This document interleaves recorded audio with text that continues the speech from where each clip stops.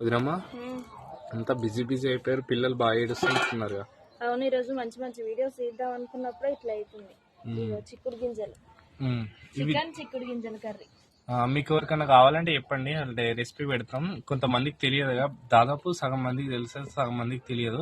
So తెలియని వారికి కావాలంటే మేము ఎలా చేయాలో కూడా చెప్తాము.